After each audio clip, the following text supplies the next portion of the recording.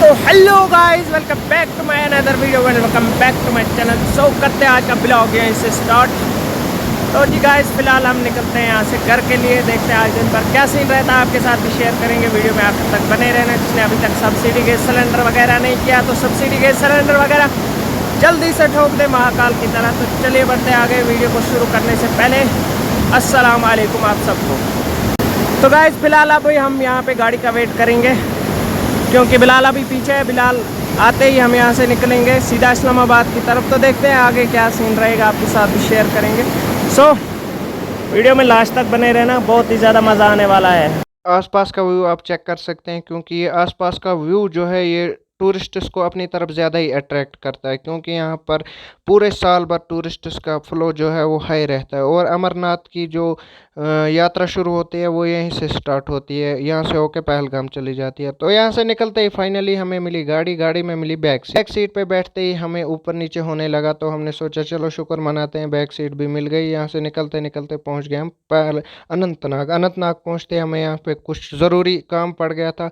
ज़रूरी काम को जल्दी जल्दी ख़त्म करते ही हमने सोचा कि यहाँ से निकलते हैं सीधा रेलवे स्टेशन के लिए, क्योंकि फिर रश बहुत ज़्यादा लग जाता है और टाइम भी नहीं मिलता है। तो बिलाल हंस रहा था, बोल रहा था कि कुछ यहाँ पे वो ये करना है, तो मैंने बोला कि नहीं भाई अभी टाइम बहुत कम है, तो हम सीधा यहाँ से निकलते हैं सीधा रेलवे स्टेशन के लिए। रेलवे स्टेशन पहुँचते सबसे पहले बिलाल बोलने लगा कि सबसे पहले मेरी रील बनाओ। मैंने बोला चलो ठीक है, जब आपकी रील बनानी है तो मेरा वीडियो कौन उठाएगा। मैं बोला कि नहीं भाई पहले मैं खुद का वीडियो उठाता हूँ, क्योंकि मैं व्लॉग जो है वो पूरा बनाना है। आज दिन का जो भी प्रोसेस रहेगा, सबसे पहले मैंने सोचा कि आपके लिए ट्रेन टाइमिंग जो है वो ज़रूरी, ट्रेन टाइमिंग जो है वो आपके लिए सबसे ज़्यादा ज़रूरी है, क्योंकि अगर आपको ट्रेन में ट्रेवल करना है तो टाइमिंग ज़रूरी है।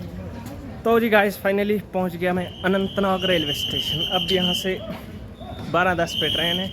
फिलहाल अभी टिकट निकाल ली और बारामूला से जो संगलदान जाने वाली रेलगाड़ी है वो प्लेटफार्म नंबर 1 पे आ गई।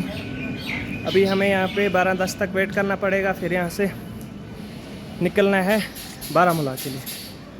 तो तब तक यहीं पे वेट करते हैं, देखते हैं। सबसे पहले मैं गया, मैंने टिकट निकाल ली, क्योंकि टिकट जो है वो ज़्यादा ज़रूरी है ट्रेन में ट्रैवल। बिना टिकट के आप ट्रेन में कभी भी ट्रैवल मत कीजिए, ना मैं आपको कभी सजेस्ट करूंगा। यहाँ पे जो संगलदान जाने वाली रेल थी वो अनंतनाग पहुंच चुकी थी, तो मैंने भी सोचा प्लेटफार्म नंबर 1 पे जाते हैं, वहाँ पे थोड़ा बहुत मस्ती करते हैं, थोड़ा बहुत खेल कूद करते हैं, क्योंकि अभी हमारी ट्रेन जो उसको आने में बहुत टाइम था। तो हमने सोचा चलो यहाँ पे जाके थोड़ी बहुत मस्ती करते हैं। नदीम और बिलाल भाई जो है वो ट्रेन को देख ही रहे थे, तो मैं इनके पास पहुंचा और तो मैं इनके साथ हंसी मजाक करने लगा, क्योंकि हंसी मजाक के बगैर दिन निकालना बहुत ही मुश्किल होता है, खासकर तब जब आप घर से बाहर होते हो। घर से अगर आप बाहर हो, आप ऐसी संगत में रहो जिससे ना कि आपको नुकसान हो, ना कि आप किसी गलत काम में मुलव्वस हो। तो मैं इनके साथ इनको चिढ़ा रहा था, क्योंकि इनको चिढ़ाने में बहुत ही मजा आता है। हम भाइयों से बढ़ के रहते हैं आपस में, कि घर से बाहर ज्यादातर रहते हैं, इनके साथ ज्यादातर इनकी संगत में रहते हैं, तो एक दूसरे के साथ खेल कूद करने में बहुत ही ज्यादा मजा आता है। इसको देखते ही सामने मैंने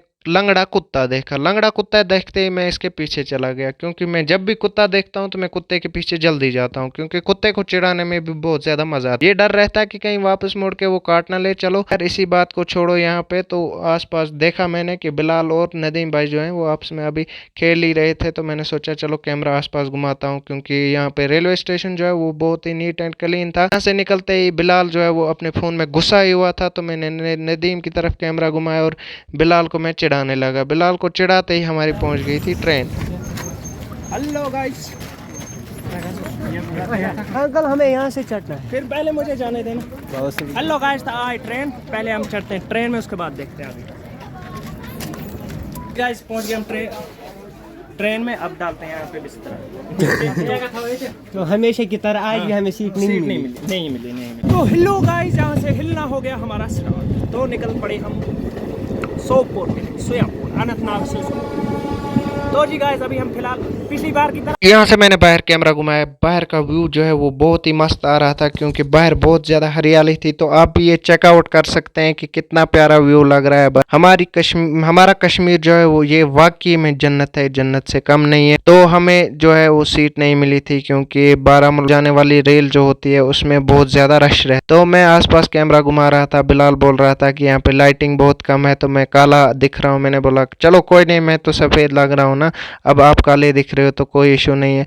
यहाँ पे मेरी हालत जो है वो थोड़ी बहुत ख़राब होने लगी थी क्योंकि बाहर धूल जो है वो पूरी आ रही थी खिड़की से अंदर। तो हम भी खिड़की पे ही बैठे थे क्योंकि गर्मी भी बहुत ज़्यादा थी। तो इसी में हवा लेने का मज़ा इस पे अलग ही था। क्यों चलते चलते हम पहुँच गए यहाँ से काकपुरा, क्योंकि काकपुरा हमें रुकना पड़ा था 10-15 मिनट आगे जो है वो और एक ट्रेन आने वाली थी। इस ट्रेन का वेट करने के लिए हमें यहाँ पे बहुत ज़्यादा टाइम रुकना पड़ा। बहुत ज़्यादा टाइम रुकते ही मैंने कैमरा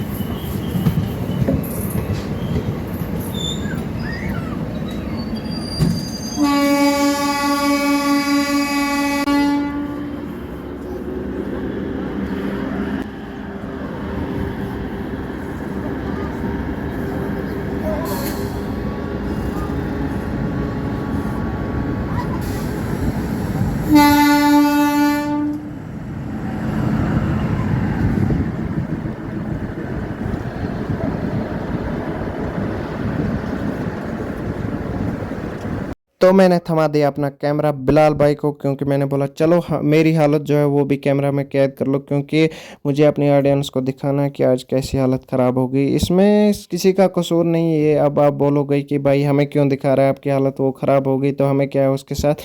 नहीं भाई, आपको कुछ नहीं है, बस आपको मुझे आज इस व्लॉग में सब कुछ दिखाना है कि दिन भर क्या हालत रही है मेरी आज। तो इसी बहाने चलते चलते मैंने कैमरा नीचे की तरफ घुमाया, मेरी आंखें नीचे की तरफ गई तो मैंने ट्रेन की हालत जो है वो ये देख ली। मैं आपको पहले ही बोल रहा था अंदर की हालत जो है वो इन ट्रेन की बहुत ही ज़्यादा ख़राब। हमें चाहिए कि जब भी हम ट्रेन में ट्रेवल करें हम अपने आसपास ट्रेन में ना कूड़ा कचरा कुछ भी ना डालें, क्योंकि इससे हमें ही दिक्कत होती है। तो फाइनली चलते चलते मैं पहुंच गया सोपोर। सोपोर पहुंचते ही हम निकले ट्रेन से बाहर और चैन की सांस ली, क्योंकि बाहर का फ्रेश हवा और हम बहुत ही ज़्यादा एग्जॉस्ट हो गए थे चलते चलते। तो यहाँ पे भीड़ जो है वो बहुत ही ज़्यादा थी क्योंकि संगलदान से बारामूला जाने वाली ट्रेन में सबसे ज़्यादा रश अनंतनाग स्टेशन पे रहता है और बारामूला रेलवे स्टेशन पे।